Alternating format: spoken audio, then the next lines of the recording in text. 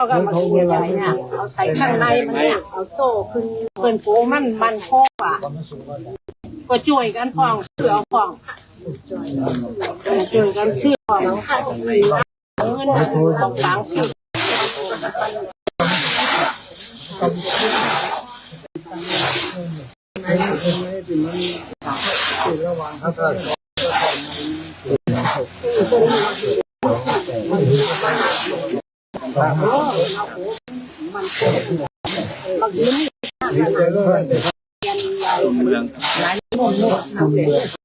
เร็วไหนเป็นยังปากลุงจึงเด็ดปากกันมันมาไล่ละ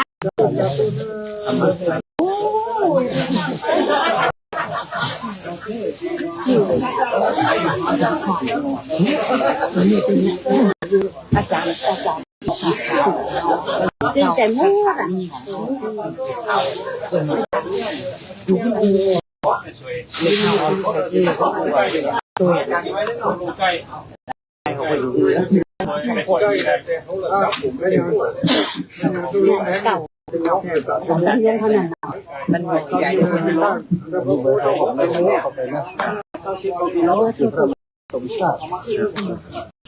แล้วก็เบอร์ไลน์เบอร์นี้ก็ครับเบอร์นี้ถ้าของผมเบอร์0804173อยู่ครับ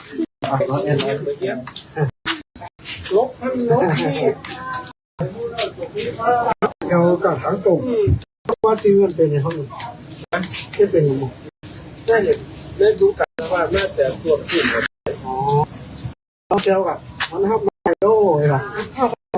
โอ้ไปแล้วกันฮะแล้วกันเ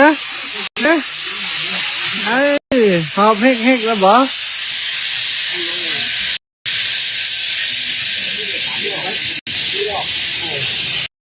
เดี๋ยวจะพอเรื่องนั้นนั่นกับดินชีไอ้เบอร์บัญชีติดใจบัญชีวัดล่ะ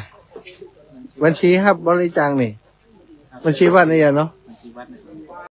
เพราะบางคนเป็นจะหอมดินกีมันเดือนนี้ก้อนเท่าไรก็ก้อน3ที่เป็นวันนี้นะเพื่อไผ่จะหอมมาก่อนเนาะแต่ว่าพระป่านี่เดี๋ยวหลวงปู่ครูบาอาจารย์จะมาปุ่นอ่ะหลังกฐินเนาะเพราะถ้าเอามาช่วงนี้มันลำบากตรงที่ว่ามันกฐินมันจะติดกันนักหลังกฐินแล้วน่าจะเป็นประมาณวันหลังวันที่20เดือนนั้นว่าประมาณการไว้ประมาณนั้นเอามาสนับสนุนช่วยละ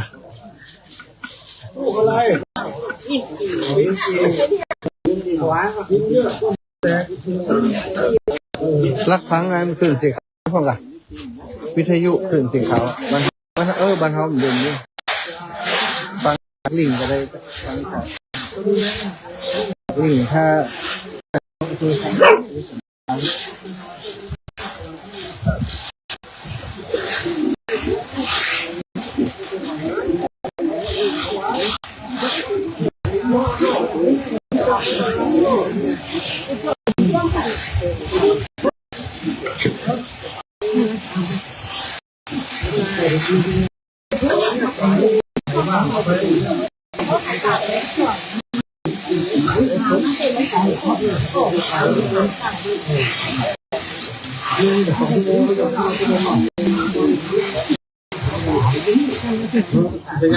ปูนะวะ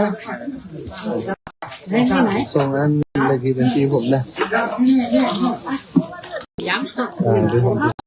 ตั้งมาแล้วเนาะจะไปนอนลูกมันไปนอนมันจะเอาไปใช่ไปงานให้งูไปเตรียมงานเอลเจ้าของเนี่ยเอานี่ไปเอลนี่ไปเอลเป็นกิจกรรมด้วยเอล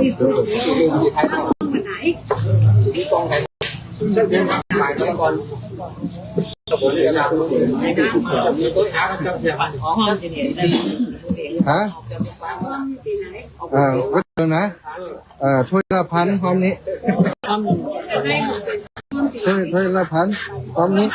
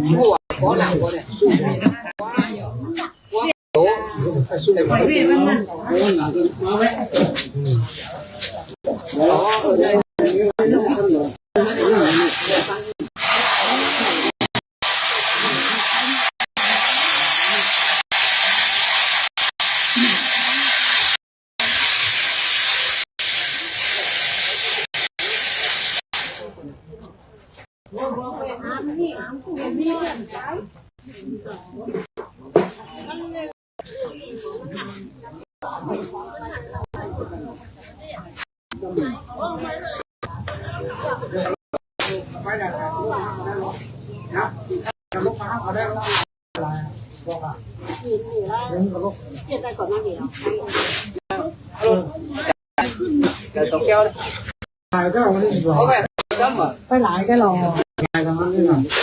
2ครับรถผมไม่มีก๋วยเตี๋ยวเ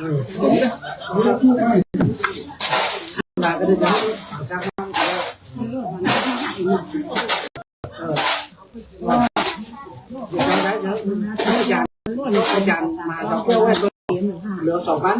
ได้2 กันเอา2 กันรวมกันเดี๋ยวคนนำก็คนนำอ่ะวันนั้นไปโทรบอกกันได้เบอร์โทรอ่ะผมจำได้มีเบอร์โทรใช่มีโทรหลายแหน่คนละ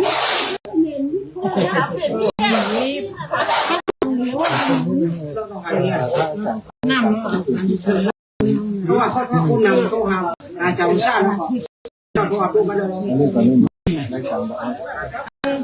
เดี๋ยวเอาเบอร์ทุกที่ไว้ตู้ก็ได้ตู้ก็ได้เขาหาตู้ก็ได้ก็ลูกเขาก็คนนำเลย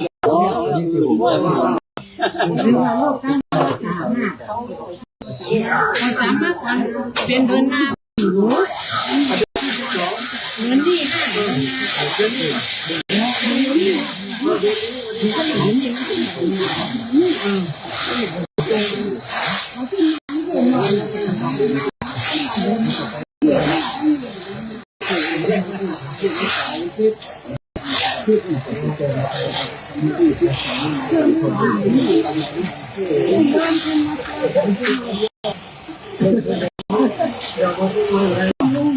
ถ้าคนหนาวเนาะถ้าคนหนาวเขาต้องอาจารย์มาให้เราพระเนอะว่าจะได้นอกหรือจะให้เขาที่ปากซักมาครับ ฮะไอ้ยัง ก๋วยเตี๋ยว ก๋วยเตี๋ยวกัน เอาไปเถอะก๋วยเตี๋ยวคนจ่ายก่อนแล้ว ได้เนี่ยจะ สาธุค่ะได้ ที่เขามาเดี๋ยวความใส่ใจคนละนี่หนำนี่ก็ ได้นะครับเดี๋ยวเขาว่าให้สะท้อน มันยากเขาอ่ะเขามันเลยเราเมียเราหนาเบอร์นี่เนาะแม่เราก็ กรกฎาคมปฐมมาเลิกตั้งแต่วันเสาร์8มาเริ่มการเล่าข่าวตลอดภาษายกมาบ้านทำต่างๆแล้วก็ไปเรื่อยๆจนไปถึงพฤศจิกายนเนาะไปถึงเดือนพฤศจิกายนออกพรรษาแล้วปีนี้มันจะออกพรรษาที่เสาเจ็ดเสา8ก็เสาบาทเทโวโรหาน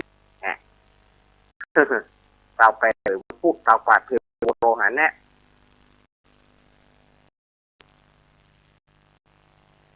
เพื่อแล้วก็มันก็จะเข้าสู่ในช่วงออกพรรษานี่ก็คงจะประมาณวันที่2วันที่3นี่ก็อาตมาก็ยังหมูนะพฤศจิกายนมาก็จะทำพิธีการออกพรรษายุติการยกมาบ้านยุติกิจกรรมต่างๆทีนี้ไปที่อยากจะร่วมบูชากันเทศก็ได้เนอะสถานญาติโยมอันนี้ก็ตามบูชากันเทศเพื่ออาตมาจะได้เอาปัจจัยบำรุงการน้ำกับไฟส่วนหนึ่งจากน้ำวัดปากกลางเจริญอันเป็นสถานที่ตั้งของห้องทรง สถาน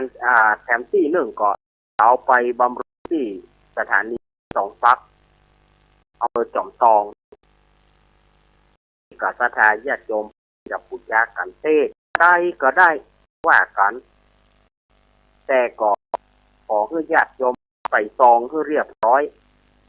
เอาใส่ซองก็เขียนวงที่มุมซองบูชากันเทศเขียนชื่อที่อยู่จำนวนปัจจัยของญาติโยมเท่าใดเวลาท่านบิ๊กบอสเอาเวลาครูบาอาจารย์เปิ้นอ่านเปิ้นจะได้หูจำนวนนั้นว่าจำนวนเท่าใดหลังออกภาษาอาตมาก็จะเมาปัจจัยถึงหมดอาตมาก็จะได้เอารวบรวมถวายฝ่ายที่จะบูชากันเทศน้อมเชิญเจริญพรก็แจ้งอาตมาได้0892140135 0837611775เนาะถ้าโซนกลางโดยรอจะฝากเจไว้ก่อนแต่ของจะไปเอาสักผ้ามาจะทางที่บัตรใส่ซองมามันจะยุ่งอาตมาเขาคือใส่ซองแล้วก็เขียนจำปัจจัยเขียนว่าบูชากันเทศจานะเล็บไว้จานะถ้าว่าสะพานแม่เพนสะพานบุญของอาตมาก็ได้แม่เพนผู้ชีวิต064895292064 อันนี้ก็ได้ว่าจะเอาด้วยตัวเองก็ได้จะมาห่วงอาตมาก็ได้เพราะว่ามันไปจุดประสงค์ของญาติโยมสมมติญาติโยมอยากจะห่วงเอามาที่เจก็ถ้ามาที่เจมา0856232408อันนี้ก็เจเนอร์ถ้าประชาชนยงจากบูชากันเทศอาตมาจะรวบรวมคำเดียวได้เท่าใดสถานญาติโยมก็ได้อาตมาก็จะเก็บไว้พรรษาปุ๊บอาตมาเอาถวายท่านบิ๊กบอสว่าวันนี้ได้แล้วแต่เปิ้นจะจัดสรรปันค่าน้ำกาแฟการเจริญป่วย2 สัปอันนี้ก็ตามเจตนาของนอกก็อันนี้เขาก็หูกันนะอาตมาก็จะทำพิธีบูชากันเทศสำหรับญาติโยมอยากจะบูชาเทศก็น้อมเจริญพรตามนี้เนอะ วันนี้ญาติโยมผู้ใดอยากจะมีจิตใจสงบผู้ใดอยากจะมีจิตใจทางสงบอยากจะให้จิตใจหายขุ่นมัวจากเรื่องต่างๆบอกเอามาใกล้มาในตัวของสถานญาติโยมแม้ว่ามันจะเป็นระยะชั่วคราว แม้มันจะเป็นระยะคราวก็ยังดีที่เขาเพื่อว่าสถานญาติโยมก็จะได้สบายใจถึงแม้ว่ามันจะประเมินหน้าประเมินแหนมันจะเป็นชั่วคราวก็เถอะสถานญาติโยมก็จะได้คลายความทุกข์คลายความคลายความบ่สบายใจความเศร้าหมองไปได้พ่องก็คือการอาบน้ำฟังธรรมการอาบน้ำฟังธรรมเราจะหาโอกาสจากที่ไหนก็ช่วงพรรษาเนี่ยสถานญาติโยมช่วงพรรษา ใครจะมาร่วมกองบุญกองกุศลใครจะมารักษาอุโบสถศีลใครจะมารักษามานั่งกรรมฐานมาสวดมนต์กับพระสงฆ์องค์เจ้าจะร่วมฟังธรรมะจะร่วมเป็นผู้จากันตามวาของญาติโยมอันนี้ก็จะมีในช่วงเนี้ยช่วงที่จะเข้าพรรษานี้ก็เริ่มกันตั้งแต่ปฐมวันที่9 กรกฎาคมตรงกับวันพุธกับวันพุธวันที่9นั้นก็ถือว่าเป็นเริ่มเข้าพรรษาเรียกว่าวันอาสาฬหบูชาวันอาสาฬหบูชานี่ก็เป็นที่องค์สมเด็จพระสัมมาสัมพุทธเจ้าได้แสดงปฐมธรรมอันแรกมาจากกัปปวัตตนสูตร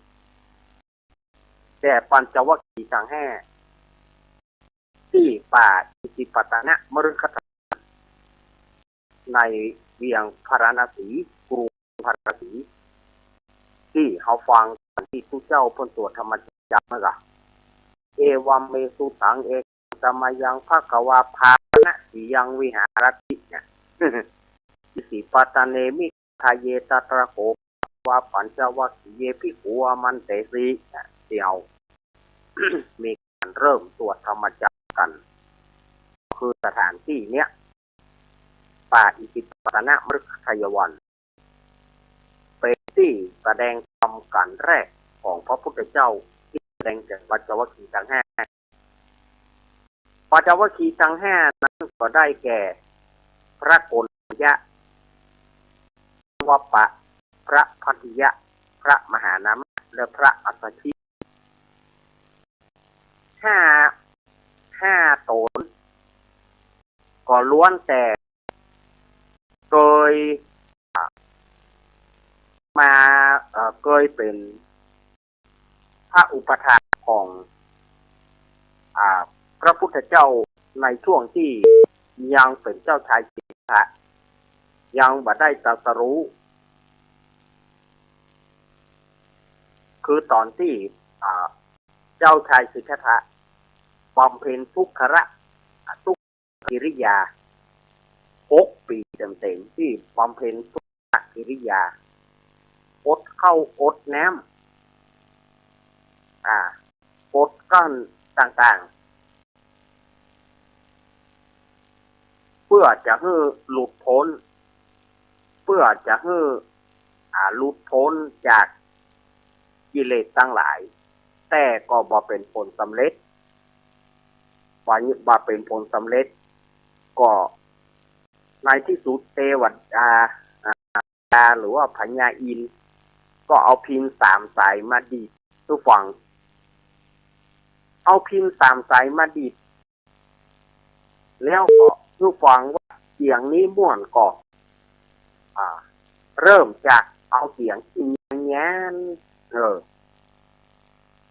ตึงหรือว่าพินงานสถานญาติโยมก็ตึงหูอยู่ม่วนฟังบ่ม่วนปากว่างทว่างพญาอินทร์ก็เข็นสายให้มันงานลงแล้วก็เอามาดีดบอกว่าเจ้าชายสิทธัตถะเอ๋ยฟังพินเสียงเนี่ยม่วนก็โอ้บ่ม่วนเลยพญาอินทร์ก็เอาแถมสายหนึ่งเข่งสุดๆจิตจริงปุ๊บพึดโอ้บ่ม่วนเข่งลำไปก็เราเอามาแถมสายหนึ่งซึ่งเป็นต้นฮ้องว่าพินสายกลางเอามาดีดเสียงมันม่วนเสียงนี้ว่าจะได้โอ้ เสียงนี้ไพเราะเนาะก่อนนั่นแหละท่านจงเดินใส่กลางเตอะอย่าไปเก่งล้ำไปเก่งล้ำไปมันก็ปุ๊บอย่างซึงใส่แต่ที่งานล้ำไปก็บ่ม่วนงานล้ำไปเติบเตอะเติบเตยฉะนั้นจงเดินตามสายกลางนี้เตอะเมื่อเจ้าชายสิทธัตถะได้ฟังอย่างอันก็หันมาเสวยอาหารมาเสวยอาหารพอเจ้าชายสิทธัตถะเสวยอาหารเราปัจจวัคคีย์ทั้งหลายก็บอกว่าโอ้ชายสิทธัตถะละความเพียรแล้วความเพียรแล้วหวังจะเป็นพุทธเจ้าเป็นบ่ได้แล้วโอ้คนจะอยู่เลยปากันไปเตอะไปอยู่ที่ป่าอิสิปนะมฤคทายวันปัจจวัคคีย์ถึง5ก็ปากันหนีเข้าไปสู่ป่าอิสิปนะมฤคทายวันเมื่อพุทธเจ้าเป็นได้ตรัสรู้องค์สัมมาสัมพุทธเจ้าแล้วก็คิดว่าจะโปรดภัยครูบาอาจารย์ที่เคยไปห้ามไปเรียนก็ตายหมดแล้วก็เลยนึกถึงปัจจวัคคีย์ทั้ง5ก็เดินทางไปที่ป่าอิสิปตนมฤคทายวันเมื่อไปข่าวการมาของพระพุทธเจ้าเราปัจจวัคคีย์ก็บอกว่าเจ้าชายสิทธัตถะมาหูละความเพียรแล้วประเดี๋ยวบ่มีความเพียรแล้วหมู่เราจะไปต้อนรับเนอะจะไปรับเนอะคู่กันแต่พอพระพุทธเจ้ามาถึงปัจจวัคคีย์ทั้ง5ก็ปากันไปวิ่งไปต้อนรับหาเสือหาปูนั่งแล้วก็อังคาดอาราธนาพระพุทธเจ้าแล้วก็ถามว่าท่านมาอย่างไรพระพุทธเจ้าก็บอกจะมาเทศนาธรรมโปรดเธอได้สำเร็จแล้วกะปัจจวัคคีย์ทั้งหลายนี่นะจะถามว่าท่านว่าเดียวนี้ท่านเป็นพุทธเจ้าแล้วอีกแต่พุทธเจ้าก็นิ่งก็นิ่งได้เป็นแต่ว่าได้เป็นขอเทศทำเมื่อฟังหรอก็เชิงว่าหยามเหยียดหน่อยก็เชิงว่าหยามเหยียดหน่อยเทศทำเมื่อฟังหน่อยแล้วเขาตั้งใจฟังนี่ถ้าบัดเต้ก็มาทางใดก็ไปทางนั้นเด้อปัจจวัคคีย์ทั้ง5นี่นะก็ว่านะถ้าว่าเทศทำบัดได้ก็มาทางใดก็ไปทางนั้นขอไหลสุภาพแล้วพระเจ้าก็เลยเทศนาธรรมการแรกก็คือธรรมจักรปวัตตนสูตรเมื่อธรรมจักรปวัตตนสูตรอันว่าความทุกข์ทั้งหลายแล้วความดับทุกข์เกิดแห่งความทุกข์ทุกข์แบบมันทุกข์ไทยนิโรธมรรคนั่นนะว่าถึงความทุกข์ทั้งหลายและดับทุกข์อริยสัจสี่เนี่ยอริยสัจพระโกณฑัญญะได้สำเร็จมีดวงอรหันต์ธรรมเป็นองค์แรกได้เป็นอรหันต์องค์แรกก็เลยขอบรรพชาอุปสมบทเป็นภิกษุสงฆ์ในวันนั้นก็เลยเกิดรัตนะเกิดเกี่ยวต่างๆประการขึ้นมาพระพุทธพระธรรมพระสงฆ์พระพุทธเกิดแล้วพระธรรมมีแล้วพระสงฆ์ขึ้นในวันอาสาฬหปูชาก่อนพุทธศก80 ปีนะก่อนพุทธศก80 ปี ก่อนที่จะมีการตั้งพุทธศักราชนะการตั้งพุทธศักราชนี้ก็หลังจากพระพุทธเจ้าปรินิพพานได้7 วันเพื่อก็ตั้งวันที่ถวายพระเพลิงหัตถมีบูชานะเป็นวันที่เพิ่นเริ่มตั้งพศพุทธศักราชพศ1หลังที่พุทธเจ้าปรินิพพานแล้ว วันก็ตั้งต้นก็ตั้งพศหนึ่งพศสองมาถึงประเดี๋ยวนี้ได้2,569 ปีเมื่อพระโกณทัญญะได้สำเร็จ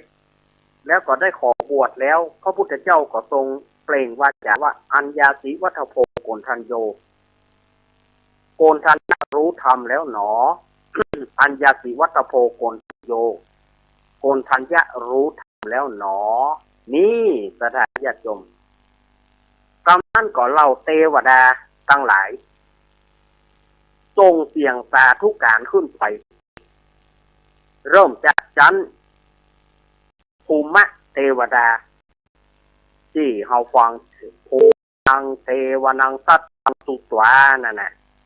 เทวดาทั้งหลายในภูมิเทวดาส่งเสียงขึ้นไปหาชั้นจตุมหาราชจตุมหาราชส่งเสียงขึ้นไปถึงชั้นดาวดึงส์ชั้นดาวดึงส์ส่งเสียงสาธุขึ้นไปชั้นยามาชั้นยามาส่งเสียงขึ้นไปชั้นสิบชั้นสิบส่งเสียงขึ้นไปถึงชั้นมานรดีชั้นนิมานนรดีส่งเสียงขึ้นไปถึงไปจนถึงชั้นปรนิมมิตวสวัสดีชั้นปรนิมมิตวสวัสดีส่งเสียงขึ้นไปพรหมชั้นพรหมส่งไปจนถึงพุทธะส่งไปจนสุดเที่ยงถึงพรหมสิบส่งก็ถึงพรหม16 ชั้นส่งเสียงสาธุการกำนั้นก็ภิกษุปัจจวัคคีย์ก็สำเร็จ1ละเหลือแถม4 ตนก็ได้ฟังธรรมกำลุนก็ได้สำเร็จอรหันต์สถาญาติโยมก็หันอนุภาพของธรรมจักรอนุภาพของธรรมจักรอันนี้พระพุทธเจ้านี้สำเร็จแล้วหนอเสียงขึ้นเทวดาสาธุการขึ้นกำนั้นก็มีเสียงเริ่มนอบน้อมคุณของพระเจ้านอบน้อมคำว่านะโมนะโมเนี่ยก็คือสาตาคิรยักษ์ตาคิรยักษ์เนี่ยก็น้อมเคารพว่านะโมการนั้นก็เท้ากบิลพรหมตัสสะเป็นกันต่อกันนะตัสเท้าสหัมบดีพรหมพระควโตเท้าพระพญาอินทร์ก็อรหัตโตสัมมาสัมพุทธัสสะต่อกันไปก็เลยเอามาปฏิปต่อกันที่คำว่านะโมตัสสะภะคะวะโตอะระหะโตสัมมาสัมพุทธัสสะเนี่ยก็เป็นการนอบน้อมพระพุทธเจ้านี่ทายาทโยมสาธุชนทั้งหลายก็คำนั้นก็พระพุทธเจ้าก็เทศนาโปรดไถ่ไปใดภิกษุสงฆ์มาเตือน้อยอาจารย์เนาะกำนั้นก็หมู่ออกพรรษาแล้วไปได้พระยศกุลบุตรพระยศกุลบุตรซึ่งเป็นลูกของนางสุชาดาที่ถวายเข้ามาทุปายาตแต่ไปสิทธัตถะก่อนตรัสรู้นั่นแหละยศนอนเมื่อคืนสะดุ้งตื่นคนใจนอนกันใจขว้างคิดขวางพ่องก็กั้งพ่องก็กั้งมาเนอะพ่องก็เอาตีนปาดคอกันพ่องก็กอดกันบอกหูอย่างเงี้ยถ้าบอกเป็นที่จูดอย่างเงี้ยก็เลยที่มาที่ไปของพยศกุลบุตรก็บอกว่าที่นี่วุ่นวายหนอที่นี่ขัดข้องหนอหนีไปจนถึงพระพุทธเจ้าว่าที่นี่ไม่วุ่นวายหนอที่นี่ไม่ขัดข้องหนอดูก่อนยัสสะจงมาเถิดเมื่อได้ฟังธรรมก็สำเร็จแล้วก็ไ ได้นำบริวารมาบวชแถมแล้วตึงป้อกับนางสุชาดาพร้อมกับบริวารของซึ่งพระพุทธพระธรรมพระสงฆ์เป็นสารณะนี่อันนี้คือที่มาที่ไปของการปฐมะการวันอาสาฬหบูชาแล้วก็วันเข้าพรรษานั้นเปิ้นก็จำแนกมาว่าพระพุทธเจ้าประกอบบอกคือเอาเดือน8แรม1ค่ำก็คือเดือน10เอานี่นะเดือน10แรม1ค่ำเป็นการอธิษฐานเข้าพรรษาของพระสงฆ์องค์แล้ววันนั้นในตามหลักพุทธศาสตร์นั้นก็เป็นก็นว่าฤดูฝนฤดูฝนอย่างเป็นทางการประเด็นมันยังบ่เตื้อนะฟ้องกระจายฮ้อนหน้าฝนยังบ่มีฝนจ้ะหน้าฝนมันจะมาเต็มที่ก็คือวันเอาเข้าพรรษาก็คือวันเดือนแรม1ค่ำแหละวสันตฤดูวสันก็คือช่วงของเข้าพรรษา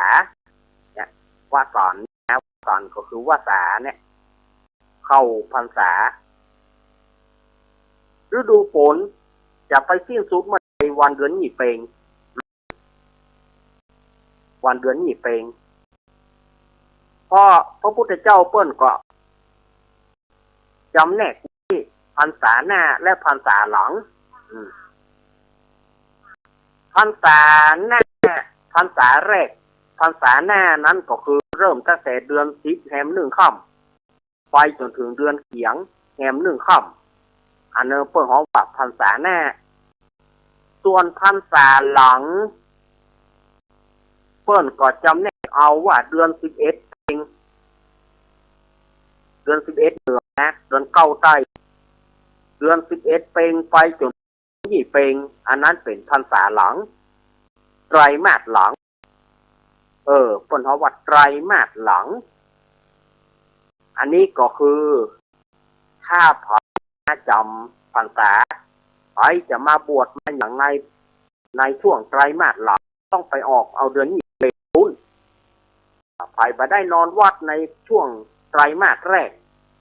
ก็คือเดือนเปงไปต้นไปเนี่ยยังบ่ได้มานอนวัดนอนวาเพื่อสามารถขึ้นใจได้ในไตรมาสหลังตั้งแต่เดือน11เปงไปก็ต้องไปออกเอาเดือนยี่เปงปุ้นเป็นการสิ้นสุดฤดูฝนเป็นการสิ้นสุดฤดูการทอดกฐินอย่างเป็นทางการนี่สถาญาติโยมอันนี้ก็คือความเป็นมาเป็นไปของการเข้าพรรษาอาสาฬหบูชาและก็วันเข้าพรรษานะซึ่งเข้าพรรษาเนี่ยเอาตีไปวัน13วันพระถ้าเขาย่อนะเอาเป็นวันก็13วันเขาตีเอาเป็นวันก็13วันบ่ได้มาฟังธรรมกับ13วันมานอนว่า13คืนบ่ได้ใครจะมารักษาอุปโสถศีลใครจะรักษาศีล8ใครจะรักษาศีล5ช่วงเข้าพรรษาใครจะลดเหล้าใครจะ งดเหล้าเข้าพรรษาจะงดอบายมุขทั้งหลายในช่วงพรรษา3 เดือนเนี่ยที่มีการว่าเข้าพรรษาเขาจะได้หนังพ่องไปจะนั่งฐานไปทุกวันได้มีโอกาสแล้วก็มานั่งกรรมฐานได้ภาวนาตะน้อยวันละ1 นาที2 นาที3 นาทีออกพรรษาแล้วก็ประเมินตัวเก่าเขาว่าเขานั่งออกพรรษาแล้วเขาประเมินตัวเก่าเขาว่าเขานั่งตลอดพรรษาเนี่ยเขานั่งประเมินเท่าใดจิตใจเขาสงบเท่าใดถ้าเขาบ่ได้ไปนอนวัดนอนวาเขาทำที่บ้านได้ไหมได้แต่ก่อนอย่างอาตมาเคยบอกญาติโยมนะ ทำที่บ้านมันก็จะอีกหน่อยเพราะว่ามันสปะสำเนียงสปะเรื่องสปะเราอยู่ที่ไหนบ้าน มันจะมีสปะที่มันอยู่ในบริเวณบ้านความมันบัดสงบมันก็เกิดขึ้นถ้าเราจะทำใจพอเพื่อได้นั่งภาวนาสักหน่อยวันละน้อยก่อนน่าจะได้ถ้าหากว่าเขาสามารถจะไปวัดได้ก็ทำที่บ้านเขาอีแม่อีพ่อที่สามารถขยับขยื่นเคลื่อนกายต้นห้องว่าติดเตียงแกออกกันเลยเดี๋ยวนี้ไผ่บอกอาตมาจะเอาน้ำไปโหดแกออก แกออกการณีว่าอีป้อยแม่ลูกบ่ได้แต่จิตใจสติยังดีอยู่ก็พาวันป้อยแม่ป้าอุ้ยแม่อุ้ยกรณีว่าโอ้อีป้อยแม่ลูกบ่ได้แต่สติดีอยู่นะใครภาวนาเนี่ยได้ก็นอนท่านเลยภาวนอนภาวนอนท่านเลยจิตใจก็นึกถึงพูดโธหรือแม่จะเอาลมหายใจเอาท้องปองถ้าท้องปองก็ปองหนอยุบหนอเอาตามท้องเขาว่านะท้องเขาปองหายใจเข้าท้องเขาก็ปองหนอท้องเขายุบก็ยุบหนออีกก็ได้หรือว่าอีแม่จะเอาแบบลัดก็ได้เอาแบบลัดหายใจเข้าสัมมาหายใจออกอรหังหายใจเข้าสัมมาหายใจออกอรหังอีกก็ได้กรณีว่าอีป่อยแม่ลูกบ่ได้ลูกเนี่ยนั่งคัดสมาธิบ่ได้ท่านอาจารย์ก็นั่งแม่ไปคะแนนว่าเอาจิตเอานึกถึงพุทธคุณอย่างเดียวมันบัดสงบตุลูก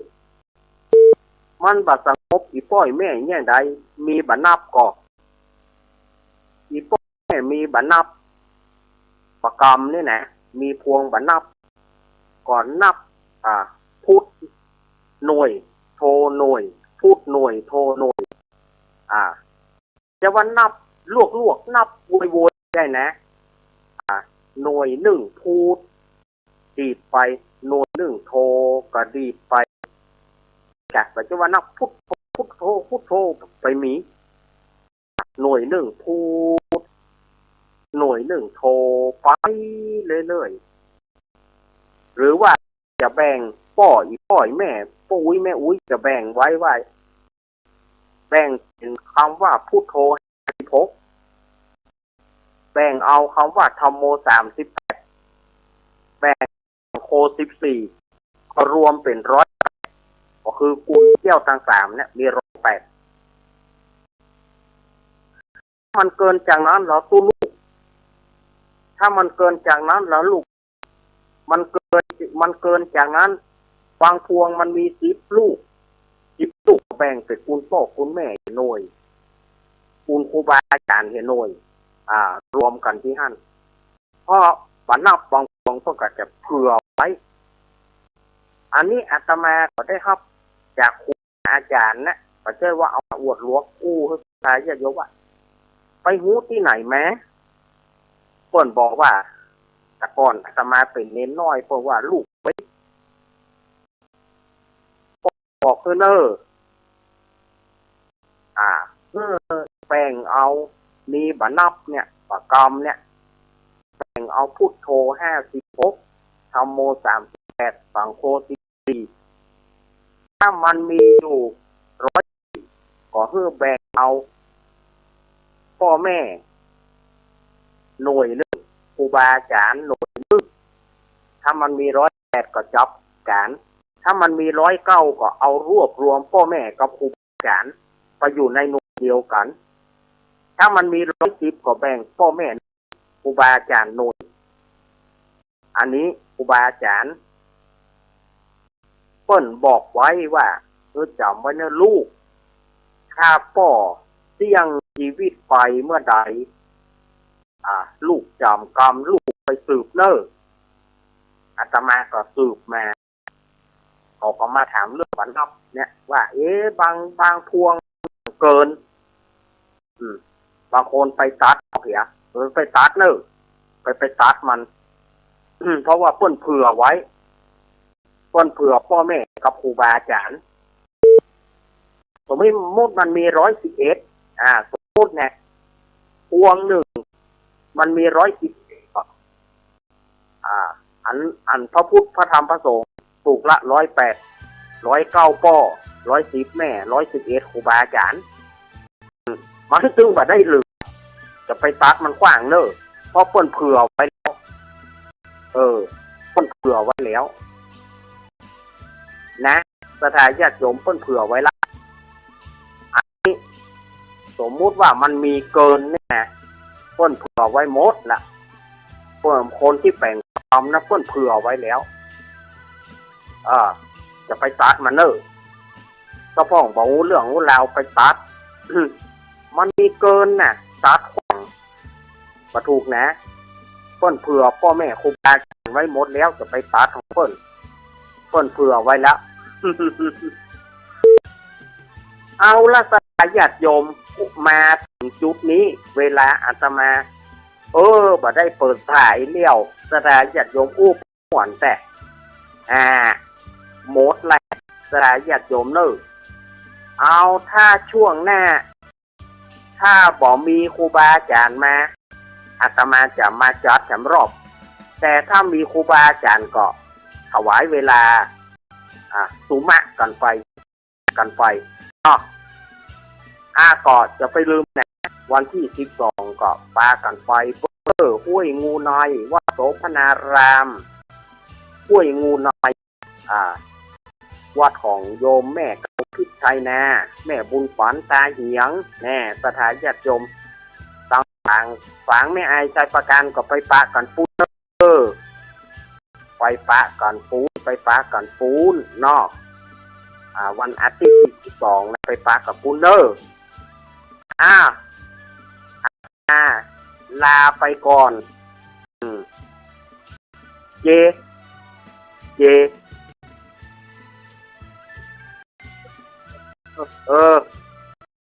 มาได้ก็เอาวางหูมันดัก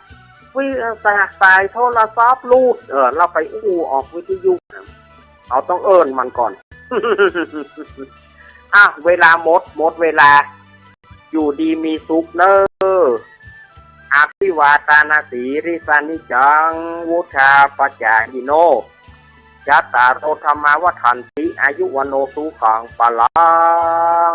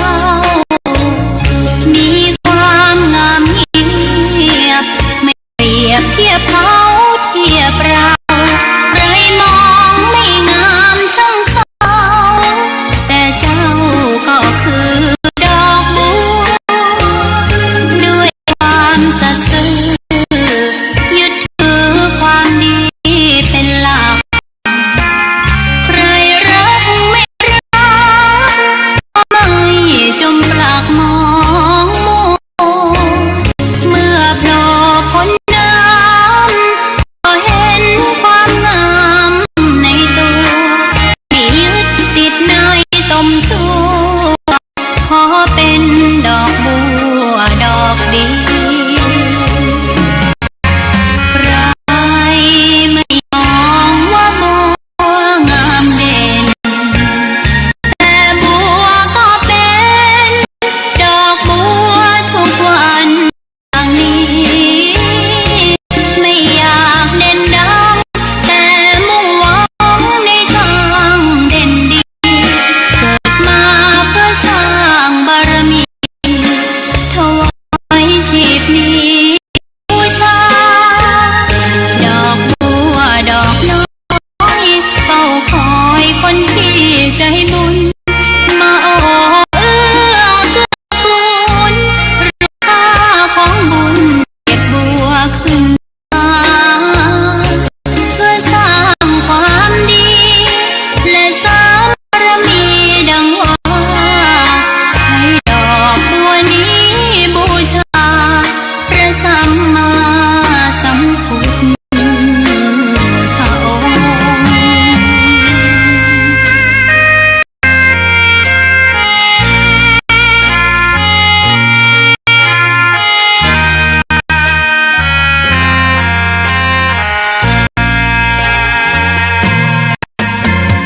ใครไม่มองว่าบัวงามเด่น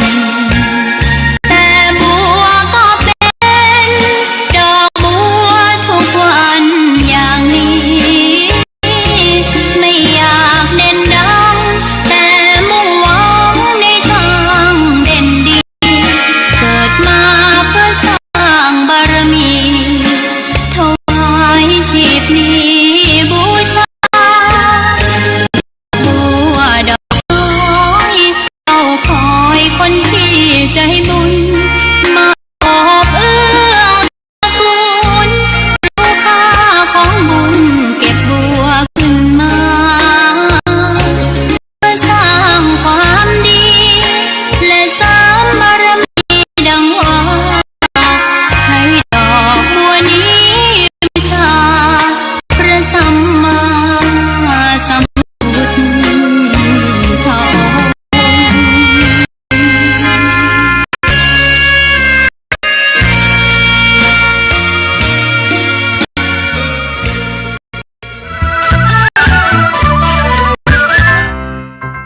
องค์ น้องๆหน้าหนาวนี้ไปแอวเหนือเฮาพักที่บ่อรีสอร์ทนี้ดีขนาด มีเครื่องทำน้ำระบบแก๊สเอาไว้ให้พร้อม แต่ก็ต้องระวังเนอะเครื่องทำน้ำอุ่นระบบแก๊สมีคนตายมาหลายรายแล้ว จะอั้นเลยกะ อายก็นึกภาพออกอะเปิดเครื่องทำน้ำอุ่นระบบแก๊สในห้องน้ำถ้าบ่มีพัดลมดูดอากาศการหมุนเวียนของออกซิเจนจะดีได้จะใด ในเมื่อการเผาไหม้บ่สมบูรณ์ก็เกิดการสะสมแก๊สคาร์บอนมอนอกไซด์สูดดมเข้าไปจะไปจับกับเม็ดเลือดแดงและทำให้เม็ดเลือดแดงจับกับออกซิเจนได้น้อยลง เมื่อออกซิเจนเข้าไปถึงปอด คลื่นไส้เมาหัว หายใจยากจนถึงขั้นเป็นลมแล้วก็ตายได้ โดยเฉพาะคนที่มีโรคประจำตัว เช่นโรคใจ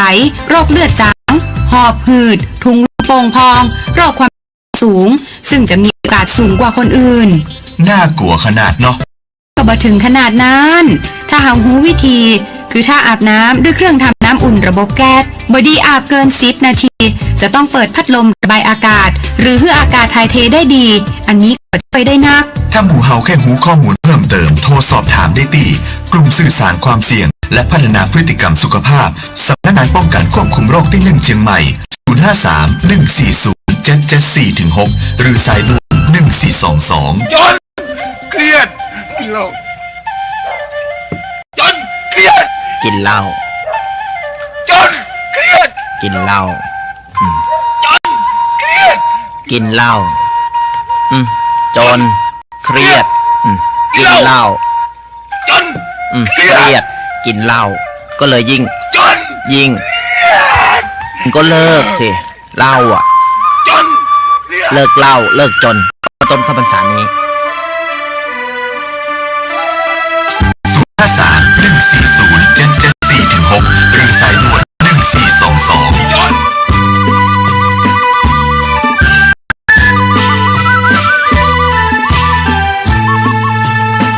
กินเหล้าเหล้า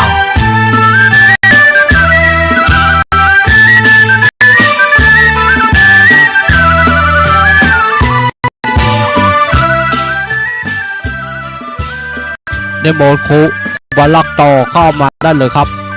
ลำปางผมเสกเป็นเพลงครับเป็นของเฮาโทรเข้ามาเลยครับถ้าครูบาลักฟังก็ดีนะครับโทรเข้ามาเลยนะครับผมมาเย่ปะลับ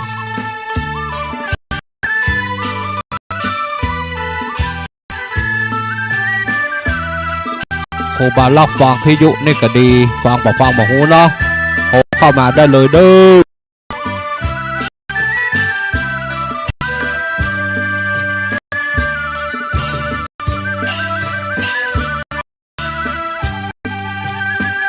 มนโทรเข้ามาได้เลยครับผม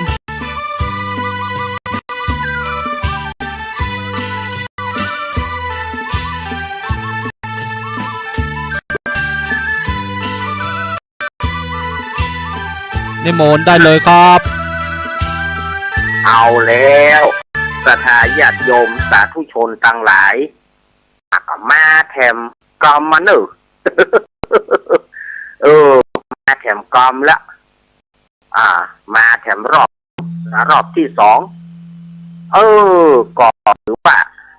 อาตมาก็ได้มาจัดรอบหนึ่งเมื่อมาจัดแถมรอบก็จะได้นำเสนอสาระต่างๆเอามามาจากสายญาติโยม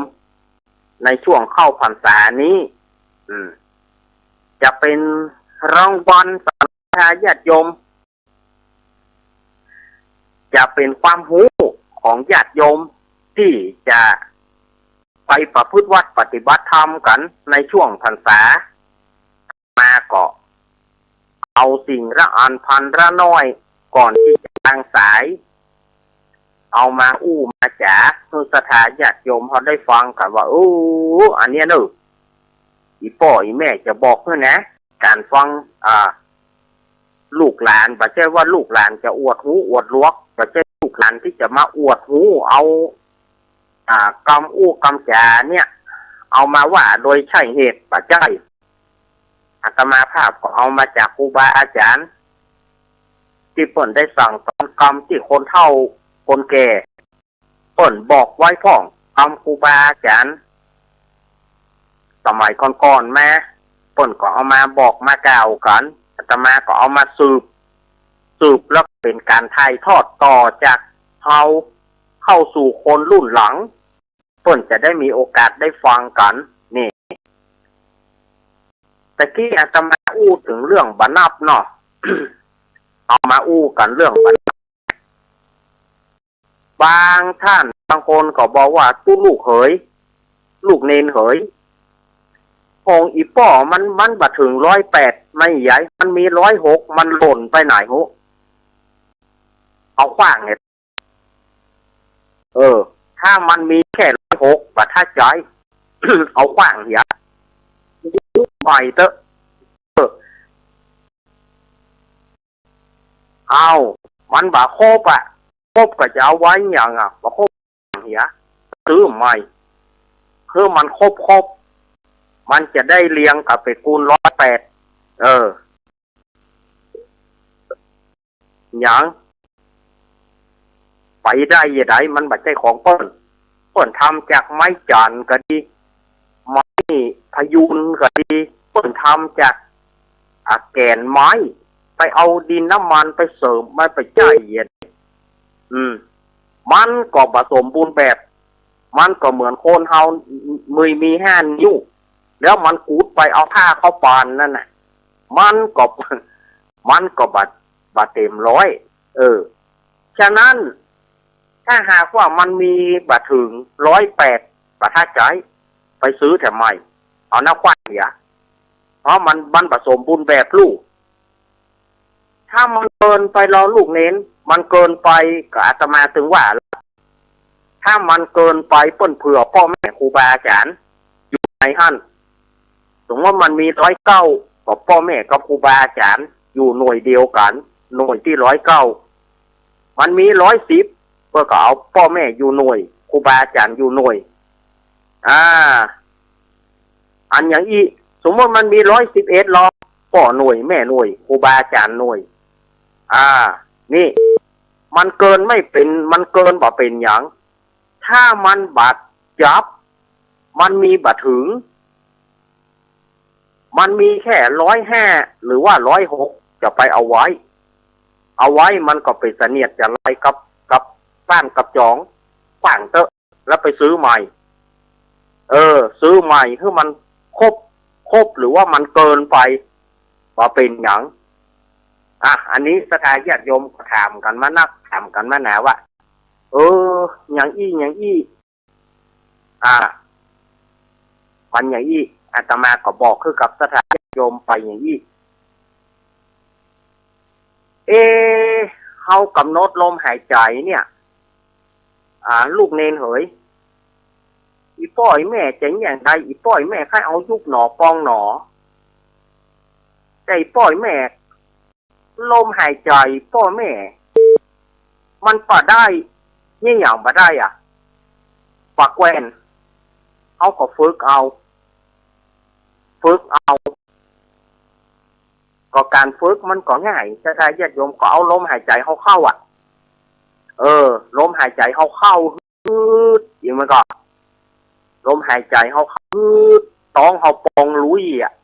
เขาก็เพ่งว่าปองหนอถ้าว่าเอาลมหายใจเขาออกโพ่อย่างอื่นพ่นลมนะอย่างอื่นพ่นลมเนี่ยเขาก็เอาต้องเขายุบแล้วหรอกมันถ้าต้องมันป่องแล้วมันพ่นลมมันออกแต่เมื่อก่อนต้องมันยุบละก็ยุบหนอถ้าปองขึ้นเขาก็ปองหนอต้องยุบก็ยุบหนอเขาก็สลับกันมันก็เหมือนกะเพราพุทโธเนี่ยแต่พุทโธนี่เขาลมหายใจเข้าเขาพุทลมหายใจออกเขาโธนะครับแต่ว่าหนอปองหนอนี่ลมหายใจเข้านี่มันจะเป็นปองลมหายใจเข้ามันจะเป็นปองหนอลมหายใจเขาออกมันจะเป็นยุบหนอมันจะสลับกันไปน้อยนึงแน่สถาญาติโยมแต่ขอพุทโธได้ก็ได้มันก็จึงได้หมดพุทโธเนี่ยก็ได้มันง่ายพุทโธแล้วเขานอนอาจารย์ปฏิบัติถ้านอนเนี่ยเกิดมันตายไปเหรอโอ้อีแม่จะไปกลัวเถอะตายไปจิตอีแม่ก็บตกในอบายภูมิต่างใดจิตอีแม่ก็จะขึ้นสู่สวงสวรรค์นั่นนะถ้าว่าเอาถึงทองแกนอันก็ เอาทองแกนย่านก็คือว่าจิตอีแม่ก็ไปตกอบายก็ไปเกิดเป็นทรัพย์ก็ไปเกิดเป็นอันอย่างก็แล้วกันนะ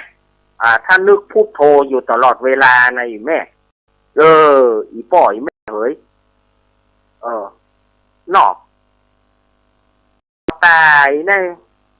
มาให้บดีมันจะไปตายถ้ามันตายก็คือว่าสมมติว่าอีแม่เขาทอดจิตไปแม่เขาก็ขึ้นไป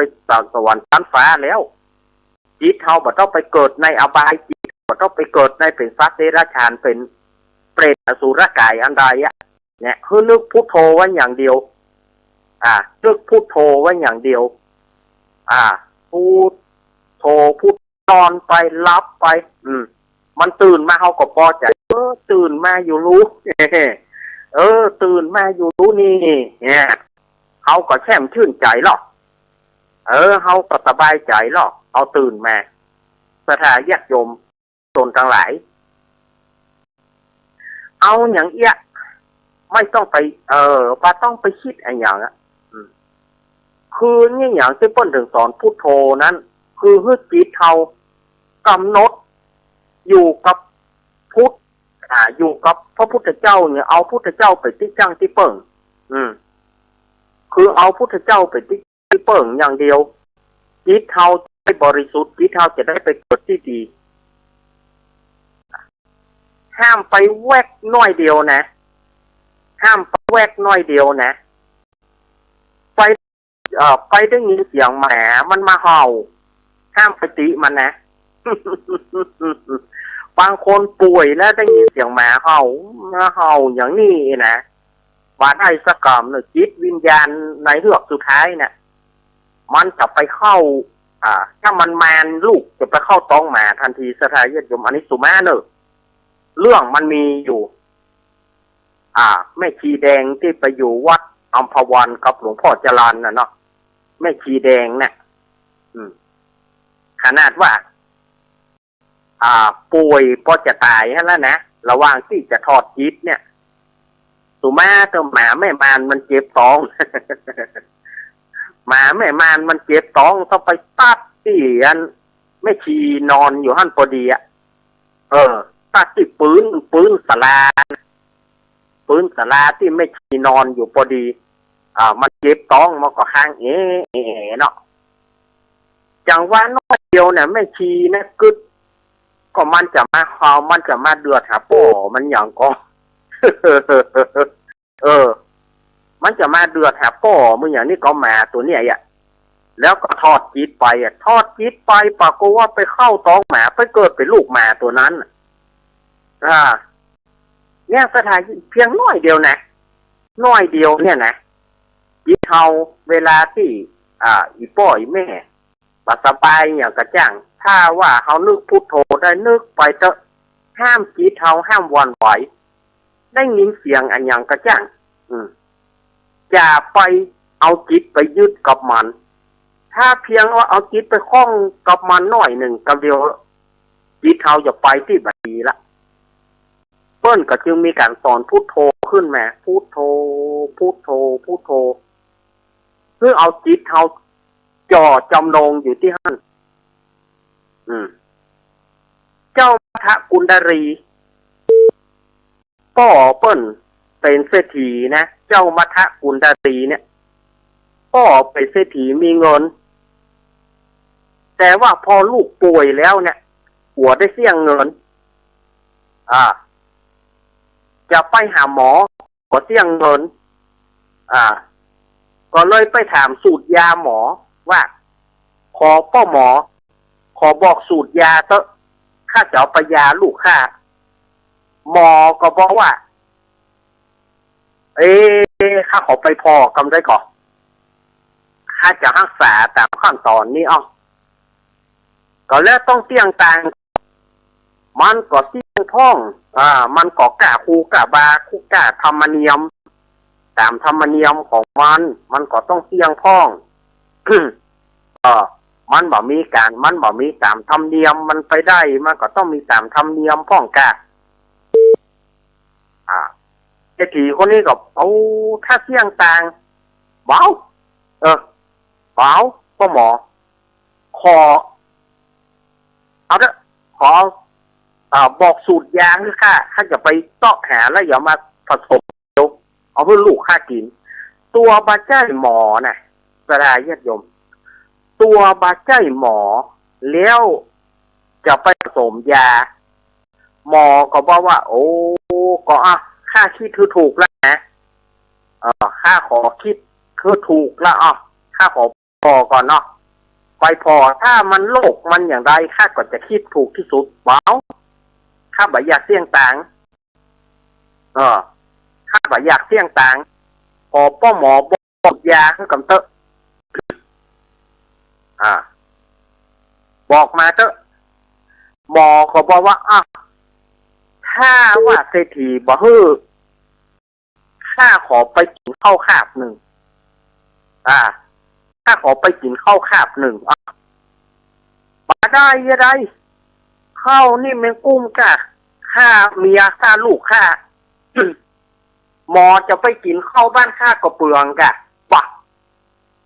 อันมาเล่นลายนี้นี่ก็กอบปะเนาะอีลำเหลือก็ ห้องไปเปยอย่างรู้เอาคอกินข้าวก็บ่ได้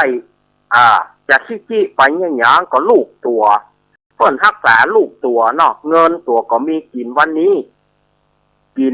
กระตึงบะเตี้ยงบะซ้ำก็ฮื้อหมอไป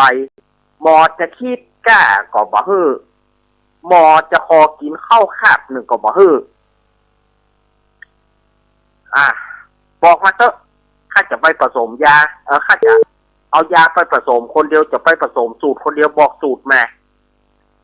หมอตอบอี้ก่ออ่ะเข้ามากินก็ได้ขอเมี่ยงอมบุรีเบ้าอันนี้ยังที่บ่เคยมีที่ไหนแล้วนะขอเมี่ยงอมบุรีเบ้าโอ้บาได้เมี่ยงแปลงบุรีแปลงโบกอันมาลายนี้แถมหม้อเมี่ยงแปลงบุรีแปลงไปได้อย่างไรโอ้หมอกระโจนปัญญาแล้วกับกำนันข้าขอกินน้ำบวยบวยเดียวก็มาได้น้ำมันเขียมบอก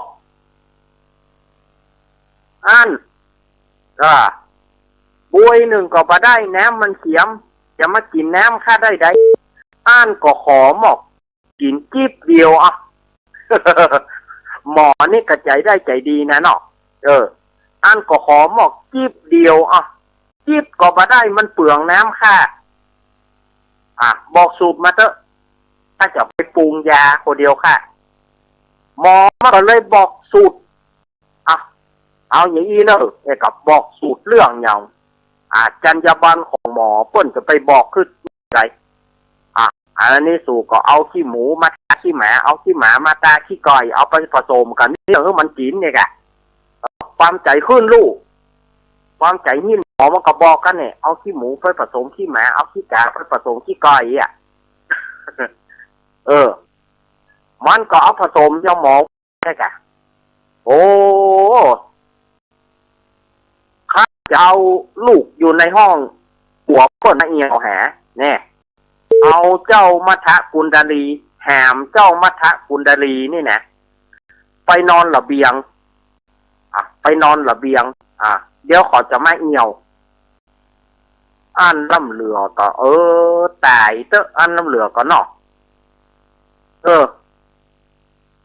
หัวเปิ้นมาเหี่ยวแหมลูกไปนอนที่ระเบียงที่ระเบียงที่ทลายหน้าบ้านนั่นนะที่ทลายหน้าบ้านน่ะเอาไปนอนที่ระเบียง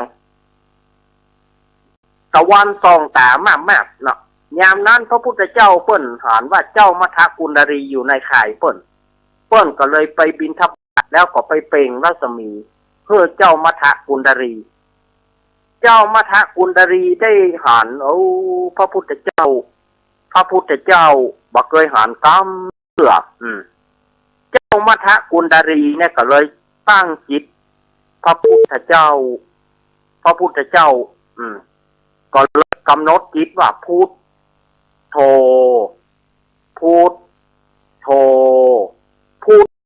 จนถึงตายไปเมื่อตายไปแล้วเศรษฐีเขาให้แหละกำนั้นนะให้ส่วนว่าเจ้ามัทกุณดารีเนี่ยตายไปปุ๊บก็ด้วยอานิสงส์ที่ได้ท่องพุทโธเนี่ยนะทั้งที่บอกเคยทำบุญนะก็ได้ไปเกิดเป็นเทวดาอยู่ในสวรรค์จันจตุมหาราชิกาจตุมหาราชดูเมื่อไปอยู่สวรรค์จันจตุมหาราชปู่เศรษฐีนี่ก็ได้ก็ให้อย่างเดียวให้เจ้ามัทกุณดารีก็จะไปปลดปล่อยคำก็เลยนั่งรถติดราชรถลงมาถึงที่หน้าบ้านก็มาทำเป็นรถเสียมาทำเป็นรถเสีย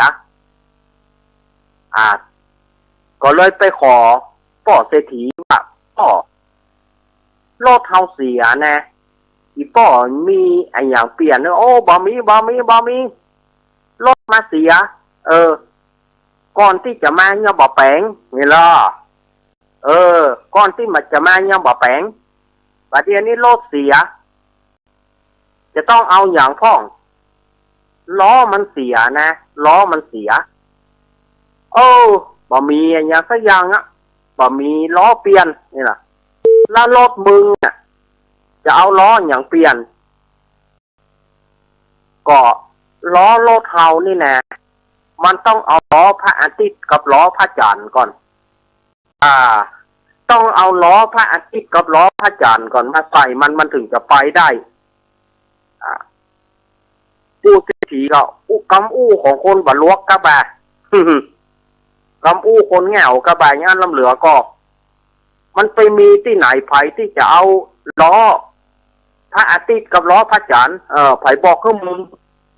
แล้วท่านให้ยี่หยังบะเดียวนี่เทวดามัทกุณดาลีถามแล้วเจ้าให้แล้วท่านให้ยี่หยังก็ลูกกูตายนะลูกกูตายกูให้แล้วให้ยี่หยังให้หวังมันจะคืนเมื่อแล้วเขาคืนก็มันบ่คืนแม่แน่ท่านเอ๋ยก็ท่านให้แล้วมันจะคืนมาได้ก็เหมือนท่านว่าคือเฮานั่นนะว่าหาล้อพระอาทิตย์กับวงล้อพระจันทร์มาใส่โลดเฮาฉันใดมันหายากฉันใดการที่ท่านให้ว่าจะให้ลูกคืนนั้นมันก็บ่มีประโยชน์นะอันใดมันก็บ่สามารถจะคืนได้ท่านและแล้วมึงเป็นไผหรอกเฮาคือมัทกุณดาลีลูกของป่อนั่นแหละมัทกุณดาลีเรื่องอย่างใดบ่เดียวนี่ลูกยังเป็นเทพบุตรเทวดาได้ลูกบ่ใช่ทำบุญอย่างสักอย่างไอ้ป่อหามเฮานอนที่พลายเนี่ยที่ระเบียงเนี่ยเฮาได้หันลักษณะของพุทธเจ้าเฮาก็เอาพระพุทธเจ้าเป็นอารมณ์ของเฮาตายเฮาก็ได้ไปเกิดเป็นเทวดานั่นแหละป่อเอ๋ยตัดใจเตอะอย่างใดลูกก็จึงคืนบ่ได้ป้อนอาบน้ำฟังธรรมมันเข้าวัดเข้าวาเตอะกามนั้นก็เศรษฐีเขาเป่งยั่วเอาสถานญาติโยมเฮานี่เมื่อลูกมีหมอจะมายาก็แค่เงินตะอันก็บ่สามารถจะฮื้อแล้วเฮาก็ว่าเฮาฮักลูกแม่ลูกเขาป่วยหมอจะคิดกะยาก็บ่ฮื้อหมอจะกินข้าวก็บ่ฮื้อหมอจะกินเมี่ยงจะสูบบุหรี่ก็บ่ฮื้อหมอจะกินน้ำแค่จิบเดียวก็บ่ฮื้อแล้วบัดเดียวนี่เฮาจะมีเพื่ออันยังลูกเฮาบ่สามารถจะคืนมาได้แล้วเฮามีเพื่ออันยังเขาตายไปลูกเขาตายก็บ่หันได้อย่างถ้าเขาตายไปของเหล่านี้จะเป็นสาธารณะแก่คนอื่นก็เอาไปเฮาบ่เคยบริจาคเตตานว่ะสถาญาติโยมก็เลยมากึดใจนั้นก็เลยเริ่มเข้าวัดเข้าวาวันพระวันศีลก็ห่อข้าวต้มห่อนึ่งห่อหมกพ่อห่อนึ่งห่อหมกลูกเอาไปตานวัดสันเมืองเนอะเอาไปตานทุกเจ้าตนหนังอู้นี่เลยด่ะล่ะหูจักเขาตัวนะหูจักเขาตัวนะเอาไปให้ทุกเจ้าตนที่มันนั่งอู้นี่เนอะว่ะหูจักเสี่ยวเฮาพวกเขา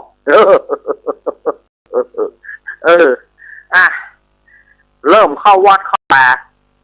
จนถึงเสี่ยงอายุไขว่ะก็นั่งเริ่มจำสิ่งกินตานเมตตาภาวนาเนาะอันนี้ก็เนี่ยเปิ้นว่ามืดมาแล้วแจ้งไปเนาะอันนี้นะถ้ามืดมามืดไปนี่มันนักแก่พ่องคนใดที่มืดมาแล้วมืดไปคือบ่ได้ทำบุญเกิดมาใหญ่มาก็บ่เคยทำบุญเนี่ยตายไปก็บ่เคยทำบุญอันนั้นเพิ่นเขาว่ามืดมามืดไปสถานญาติโยมเนาะอันนี้อาตมาก็เอามาเล่าให้ญาติโยมได้ฟังกันนะว่าความเป็นมาเป็นไปเล่านิทานไปตัวพ่องเอามาเสริมไปตัวพ่องฉะนั้นสถานญาติโยมอย่าไปวิตกอย่าไปกังวล เนี่ยเขาจะไปวัดได้เขาก็ไปบัดเดียวทุกเจ้าเพิ่นจึงมีเพิ่นแปลงเพื่อเก้าอี้เพิ่นแปลงเพื่อนั่งเขานั่งคัดสมาธิบ่ได้เขานั่งบ่ดีนั่งแตบกระปื้นนั่งบ่ได้ก่อกวนที่นั่งเก้าอี้จึงมีเก้าอี้ให้นั่งพุทโธธัมโมสังโฆเพิ่นถึงมีเวลาเพิ่นถึงมีให้นั่งฉะนั้นเฮาบ่ต้องไปกังวลอย่างในวัดในวาแต่ก่อนนี่มันก็แต่ก่อนพอต่อวิหารกว้างลึกกว้างลึงแต่ก่อนวิหารกว้างลึกกว้างลึงเพราะว่าคนปู่ตาคนเฒ่าแต่ก่อนนั่งตากหัวเข่ามันแบบบ่เสียแต่คนบัดเดียวนี้หัวเข่ามันเสียกันหัวเข่าโคะขะกับไปโตปตกเสียงจำเป็นที่จะต้องนั่งเก้าอี้นั่งแสกก็บ่ได้สมัยตะกอนนี่ปู่แสกวันพระวันศีลปู่แสกกวาดวิหารพระน้อยเฮ้ยปู่แสกกวาดวิหารเน้ออย่าตะกอนเนาะตูเจ้าหลวงก็จะบอกปู่แสกกวาดวิหารมาดึมมีมีแค่แสกปู่นั่งกันไปทึกไปทืออย่าบัดเดียวนี่ขนาดเก้าอี้โคนย่ำใครเข้ามาเดือดบางคนขึ้นวิหารบ่ได้โอ้ยขึ้นบ่ได้อยากจะขึ้นบ่ได้การณีขึ้นบ่ได้บัดเดียวเปิ้นแปลงจะเลิศเท่าแปลงนะขึ้นบ่ได้เปิ้นกับแปลงจะเลิศเท่าแปลงที่ขึ้นเท่าบางคนก็ขึ้นบ่ได้เตื้อขึ้นบ่ได้นั่งบนรถเข็นฮะตู้เจ้าเพื่อกับแบบอย่างอย่าว่าแล้วเพื่อกับแปลงชุดที่จะแปลงก็ยังขึ้นบ่ได้เตื้อกันนั่งบนรถนะอันน่ะพุทโธอยู่บนรถท่านอันนี้มันก็แปลงใจไปให้กันนักแน่ศรัทธาญาติโยมฉะนั้นศรัทธาญาติโยมมีโอกาสไปเตอะถ้ามีโอกาสไปในช่วงเข้าภาษานี้เขาได้กระใสบาทไม่น้องหอยเปิดแปลงรีบขึ้นครับเขาบ่ได้ภาวนาเขาจะได้เขาจะอย่างใดเขาใส่บาทแล้วก็ข้ามมาก็ควรนั่งภาวนาที่มาว่านะทำที่บ้านมันบัดสงบพ้องก็จำเป็นจะต้องทำเพราะโยมบ่สามารถจะไปวัดได้ก็ต้องภาวนาอยู่ที่บ้านในช่วงเข้าภาษานี่นะโยมมันภาวนาวันละเล็กวันละน้อยเนอะวันละเล็กวันละน้อยก่อนนอนภาวนาวันหนึ่งเริ่มตั้งแต่1 นาทีไปต้นไปวันต่อไปก็เริ่ม2 นาทีวันต่อไปก็3 นาทีเอาขึ้นไปเตอะก้อยลำดับขึ้นไปสมมติว่าญาติโยมที่บ่สามารถจะไปวัดได้เข้าใส่บาตรบ่ได้กับท่านอาจารย์ก็เขาก็ต้องเอาใส่บาตรเขาก็อุทิศบุญกับตัวอุทิศบุญไปญาติแต่เขาบ่ได้ทำเป็นประโยชน์กับตัวเขาแต่การภาวนาเนี่ยคือเป็นประโยชน์กับตัวเขาก็ต้องสร้างบุญไว้กับเขามันภาวนาไปเล็กน้อยเพื่อออกภาษาบางทีญาติโยมจะมีตาก่อนทำกว่าอาตมาก็ได้บางทีญาติโยมนี่นะได้หนังภาวนาวันละเล็กวันละน้อยเพื่อออกภาษาแล้วญาติโยมอาจจะมีดวงตาหันธรรมก็ได้ จะดีกว่าอาตมาก็ไผจะไปหูนอกกันมาก็จะเปิดสายแล้วเนอะไผที่จะวางไผที่จะโทรมาหาอาตมาก็โทรเข้ามาได้เลยเนอะวันนี้4 โมงเกินไปละมาเลยก็เดี๋ยวอาตมาจะสายหรือญาติโยมได้โทรหากันฝ่ายจะโทรหาอาตมา0837611775เอาโทรเข้ามาเลยเนอะฝ่ายที่จะโทรมามาจากอาตมาบ่ต้องกลัวอาตมาโหดกรรมที่อาตมาไปถูกกับถูกมันดีกับบ่ดีถ้ามันดี ญาติโยมก็เอาไปประพฤติปฏิบัติไปถ้าพูดว่ากรรมที่อาตมาอู้ไปมันดีกอบบ่ต้องเสียบ่ต้องอะไรอย่างเอาขว้างไปนั่นกรรมสมมติว่าญาติโยมฟังแล้วมันบ่มีประโยชน์บ่มีแก่นสารก็บ่ต้องสนใจมันตาอ่านแหละญาติโยมเนาะเอามีก็มีตัก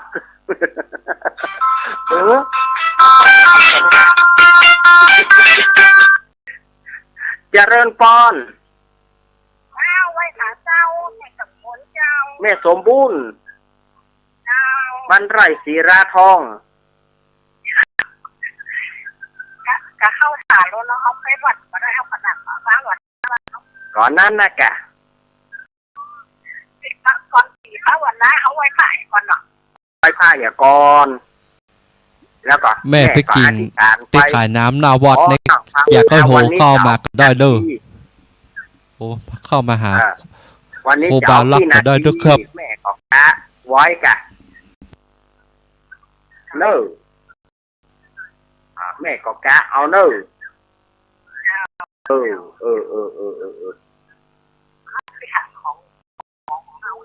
ของเขาเนี่ยกะอธิษฐานของเขาวันนี้จะนั่งในช่วงภาษานี่นะแม่เอาให้ได้นะแม่ต้องทำให้ได้ช่วงภาษานี่นะแม่บอกอันแม่บอกมีโอกาสเวลานอกภาษาแม่จะบอกมีโอกาสได้ทำนะลองวันละเล็กวันละหน่อยเนาะยินดีเนอะสีแม่สมบูรณ์บ้านไร่ศิลาทองแม่สมบูรณ์มาแล้วโยมแม่กดวางสายทุกจิมลืมไปอีเนาะอีกเจริญพรมาแล้วแม่เกี่ยวเอาแม่แก้วเอามาแล้วเกี่ยวเอามา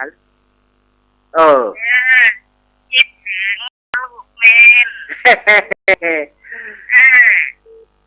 คนปูกำ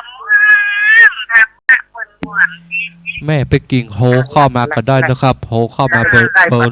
โบบาลักก็ได้นะครับผมแม่ไปกินได้ขายน้ำนาวัดนะครับขายของหวานนาวัดปัดดังกันเลยเนาะกะแม่เฮ้ยมันบอกมีอย่างหรอในช่วงเข้าภาษาก็เอาอย่างอีกกันเนาะพี่ให้มั่งด้วยขึ้นบันไดเนี่ยจะได้เนี่ยจะได้มันจะมีสารพัดอันที่เปิ่นจะว่าแต่เนาะโอ้ไผ่ก็โตมันแล้วโอ้ไผ่ก็โตมันแปลงแค่มาแปลงบันไดขึ้นแปลงเท้าขึ้นแต่ยังว่าขึ้นบันไดน่ากะสมมติปัญญาน่ากะหาเวลาเอาเนอเอาไปบัดได้ก็นั่งที่บ้านเอาเนอแม่เนอเจ้ายินดีเนอแม่เกี่ยวเนอแม่เป็นกำลังใจเนอยินดีเนอแม่เกี่ยว100%แม่เกี่ยว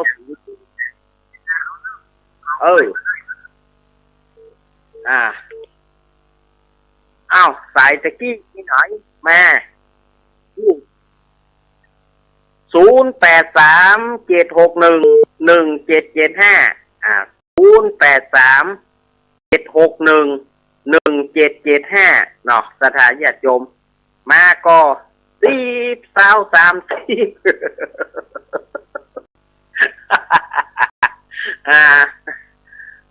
มาก็0837611775มาก็10ก็ลูกเจริญพรติดแล้วเนอะเฮ้ยยายพรหยัง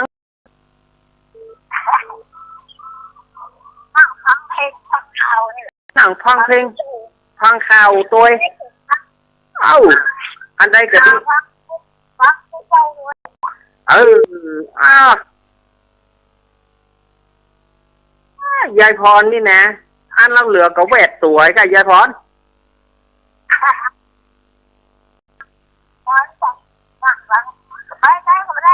ไปทางใดก็ไม่ได้เนาะ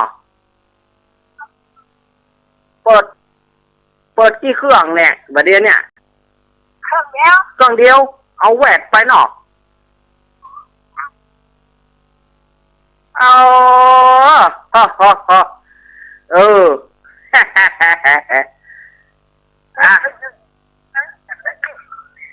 เอ้าอยู่ดีมีสุขนะเนอะเจ้ายายพรแต่เจ้าก็มาฟังข่าวเนาะสถานญาติโยมละอ่อนอายุ11ลักเอาโลดป่อมันไปขี่เอาไปโจรเอาเจริญพรแม่น้อยบ้านตาโทกแม่น้อยตาโทกฟังอยู่ฟังอยู่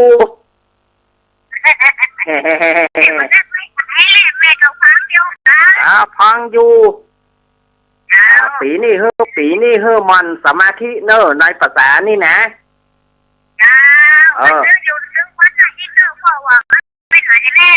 บัดได้ไปไหนก็มันนั่งภาวนาเนอในภาษานี่นะเจ้าน่ากะพุทโธอยู่มันนั่งภาวนาเนอในภาษานี่เจ้าแม่เป็นกำลังใจนะอ้าวดีเนอแม่น้อยเจ้าเนาะสถาญาติ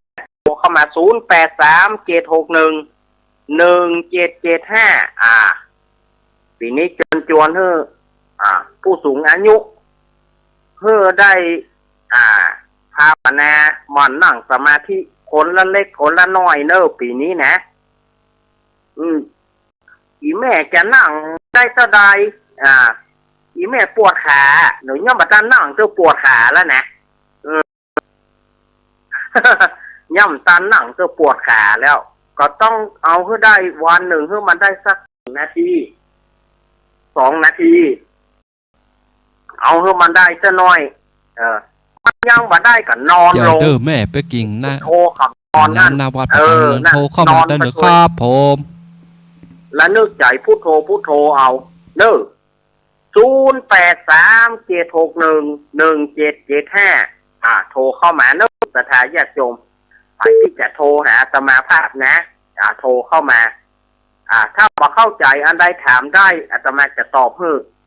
มีก็นี่มีก็4 มันจะตายก็30 แต่ก่อนเล่นต่อยกอล์ฟแล้วหรอเล่นตามหมอบกันนะ30บวยบ่บวยก็ต้องอันเนอร์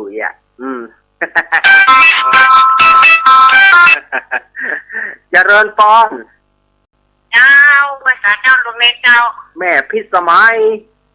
เจ้านางแร่ฟังอันนี้ก็ขอกินอย่างก็ไม่ได้สักอย่างเนาะที่แท้ที่ว่าเนาะเศรษฐีนี่เนาะก็ขนาดว่า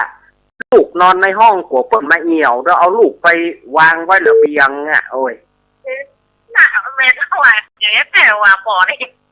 แล้วก็ว่าฮักลูกตายนี่ให้ซื้อน่ะไอ้กลัวกั้งไม้เนาะไถ่กลัวคืนจัดงวนแล้วนี่จัดงวนทำมาจัดงวนเลยวันนี้จัดสีเจ้าคนเจ้าก็เจ้าแต่ว่ามีวันนี้ยังบ่มีเจ้าแต่คืนนี้ตกเนาะแต่คืนนี้ตกแต่คืนนี้ตกแต่ว่านี่4 โมงบ่ายเมื่อเย็นนี่ยอกมานี่จนว่าแต่เย็นเลยเนาะมันเย็นแต่มันก็อ้วมๆนะแม่ประเดี๋ยวนะแต่มันจะได้หัวตกแล้วแต่ยังมาเจอว่าเย็นมันบ่เย็นนะฝนประเดี๋ยวอย่างนั้นเหลือ โต๊ะแต่นะโต๊ะแล้วมันแบบยืนหอก เอาไปเป็นกำลังใจนะ ยินดีเนอะแม่พี่สมัยนางแร่แม่พี่สมัยโอ้วันนี้มีกะลำปางมีอันสันกำแพงมีเชียงใหม่กับยายพรได้กันนะวันนี้เนาะ ก็มีกอกมา0837611775เอาโทรเข้ามาญาติโยมสนั่งสังกาอันใดก็ถามได้อาตมาตอบได้ก็จะตอบทันท่วงที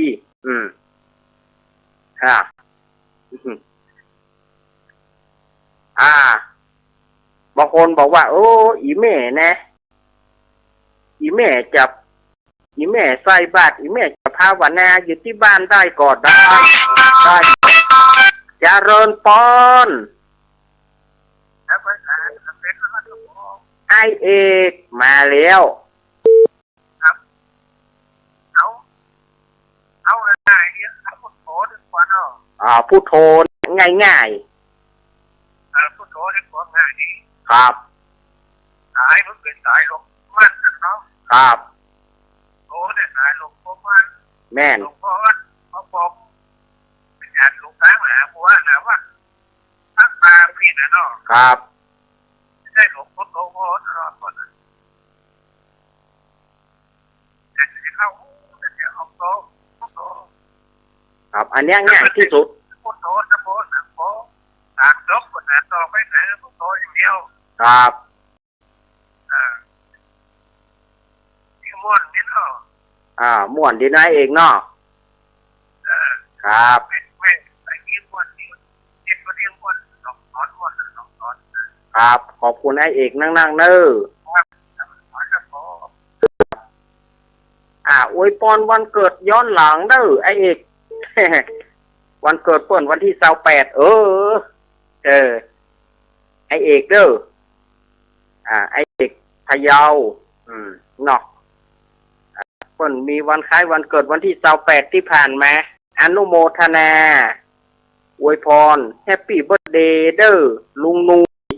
พวกกับน้ำนูเด้อเจริญปอนฮัลโหลเจ้าถามว่ามันนับนั่นมันมีความหมายอย่างไรเจ้าเดี๋ยวอันแม่โทรจากไหนโทรจากบ้านคันดีเจ้าที่ไหนแม่ลำปางเจ้าลำปางเนาะแม่ชื่อแม่หยังแม่อ้อยเจ้าอ้อยเนาะแม่อ้อยถามว่าบันนับนี่มันมีความหมายว่าใดเนาะเดี๋ยวตอบทางวิทยุเฮอเนอ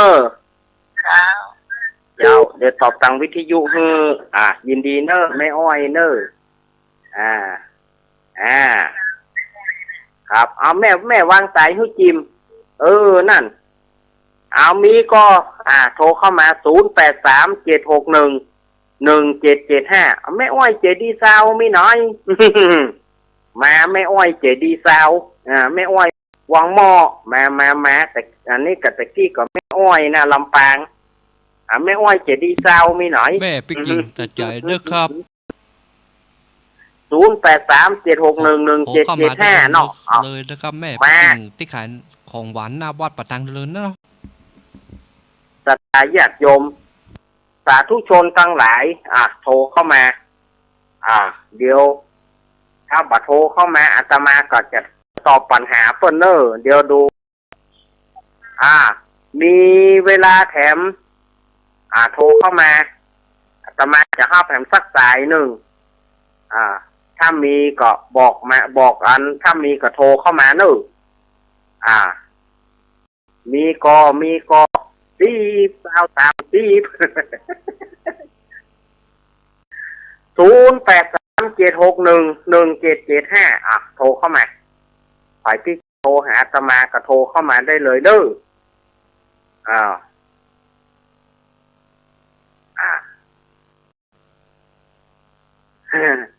ก็เดี๋ยวจะนับไปนะ10 อันตึงยุ่งแต่10 นี่นะสมัยก่อนไผเล่นต่อยก๊อก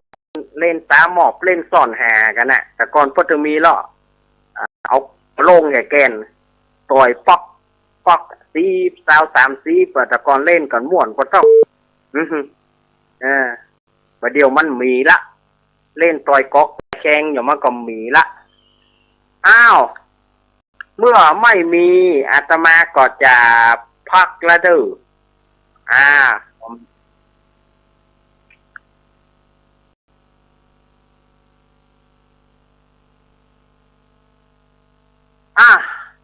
าตมาจะตอบปัญหาให้แม่อ้อยลำปางกันเนอะ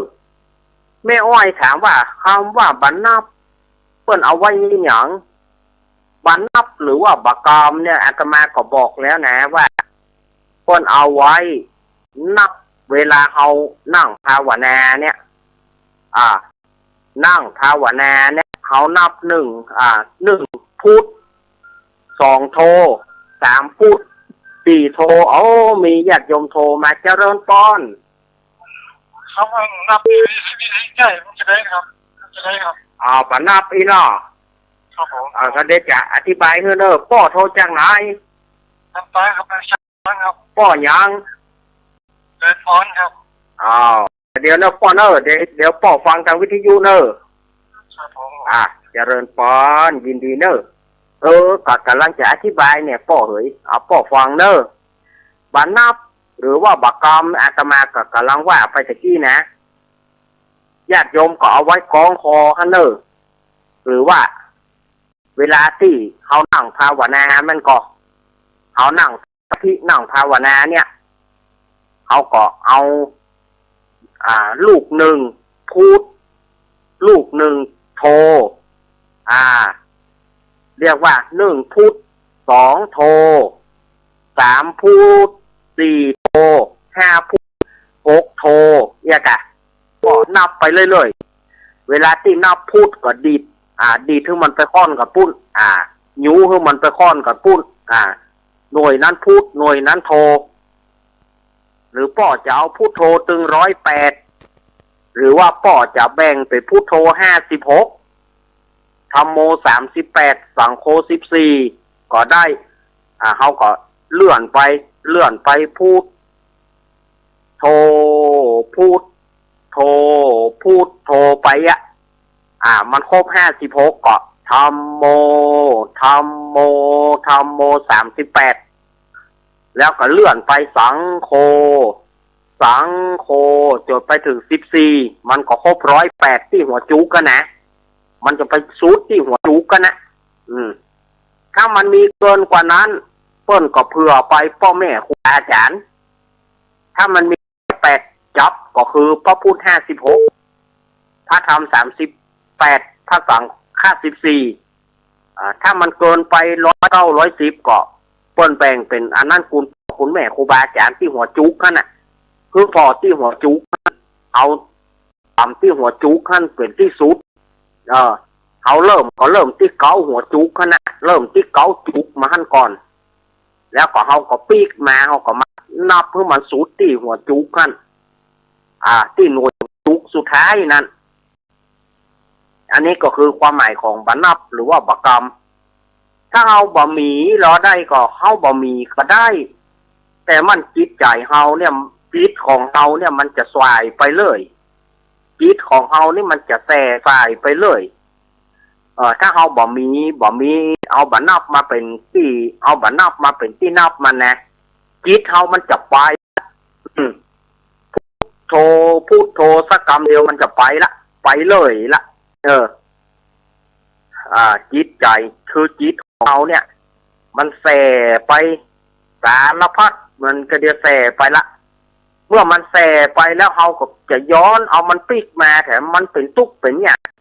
การฝึกจิตการที่จะให้จิตอยู่นิ่งมันเหมือนกับมัดงัวน้อยเหมือนกับมัดลูกงัวน้อยมันเหมือนกับลูกงัวน้อยนั่นนะมันสลิดบดีหล่นไปทางนั้นสดไปทางนั้นจิตเฮาก็เหมือนกันฉะนั้นเราต้องเอาบรรณับนั้นมาเป็นตัวกำหนดมันเอาบรรณับนั้นมาเป็นตัวกำหนดมันหน่วย1 พุทธหน่วย1 โทจิตใจเฮาก็จะได้จดจ่อกับหน่วยบรรณับนั้น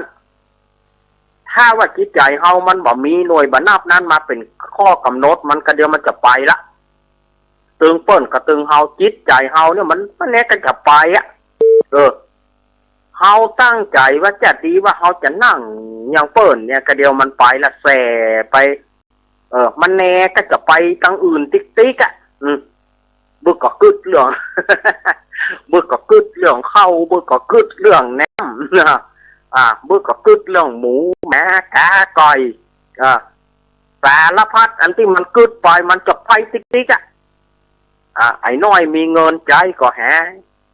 อีน้อยมันตุกจะเอาอย่างมาช่วยมันเนี่ยมันจะไปจิตเฮามันแน่ก็จะไปอย่างเดียวอ่ะคือจิตเฮาเนี่ยมัน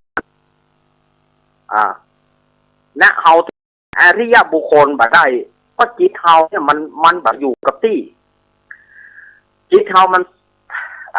แต่ฝ่ายไปลูกก็จะไปสารพัดสัพเพลูกก็จะไปฉะนั้นเขาต้องมีตัวกำหนดมันเพื่อเขายึดอยู่กับตัวบรรนับนั้นนับไปตัวพุทโธไปติดเขาบอกให้จิตเขาสายก็บ้านจิตเขามันจะไปมันซึ่งจะไปติ๊กๆอ่ะ กระเดียวกระจะไอ้นั่นกระเดียวกระจะอีนี่มันจะไปเนาะเจริญปอนเอาติ๊กมาเลยแม่ปิดวิทยุก่อนแม่ปิดวิทยุก่อนโรงเรียนแม่ถามเจ้ายายแดงเจ้าพ่อไปซื้อที่ไหนเม็ดมันนับปากกอมอย่างเม็ดมันนับปากกอมร้านสังฆพันธ์ปะเลิกปะเตยยังร้านขายสังฆพันธ์ทำเชียงใหม่ปะเลิกแม่มันตึงมีร้านขายสังฆพันธ์ท่านมันมี108จ้ะเปิ้นมี108บางอันก็มี109ถ้า109เปิ้นก็เผื่อคุณพ่อคุณแม่ถ้ามันมี110ก็พ่อแม่หน่วยหนึ่งครูบาอาจารย์หน่วยหนึ่งถ้ามันมี109เปิ้นก็จะเอาพ่อแม่กับครูบาอาจารย์อยู่หน่วยเดียวกันเขาไม่หน่อยแบบนับนั้นเขาจะใจเขาจะนิ่งใจเขาจะนิ่งใจเขาจะนิ่งยายแดงใจเขาจะนิ่งจ้ะเฮือนยายแดงดอกตะล่อมโดยปะโขงดงปะคอยสวัสดีเจเจท่านสวัสดีเจเจเนาะ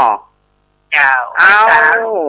ครับเอาละเนอเวลาลูกหมดพอดียายแดงถูกไหมเนอเวลาหมดเวลาอีป้อยแม่เฮ้ยหมดแต่ละคำนี้นะ จะไปลืมเนอวันอาทิตย์นี้เนอสถานญาติโยมป้ากันไปถวายเตียนเรียกว่าไปจานเตียนที่วัดโสพนารามห้วยงูนายเนอจะเอาเตียนไปห่วมก็ได้เนอหรือว่าจะเอาลวดซื้อสังฆทานกับเตียนมันถึงติดกันฮะซื้อสังฆทานกับเตียนไปก็ได้เอาไปห่วมกินห่วมจานเปิ่นเนาะอันนี้ก็ตามเจตนาเนอบ่มียังจะได้จนเป็นยกมือ10 นิ้วสาธุตัวเปิ่นฮะก็ได้เนอสมมุตินะแต่ถ้าเขามีเขาก็เป็นที่ยืดเหนี่ยวนั่นนะเขามีเตียนเขาก็เป็นที่ยืดเหนี่ยวเขาประจานเตียนก็มีเห็นหน่อยไม้ติดมือเห็นหน่อยเนาะก็วันที่12เนอเอาอยู่ดีมีสุขอยู่ดีกินหวานจานต้อมเหมือนกันจู้ผู้จู้โคนอายุวันโนสุขังป้าลัง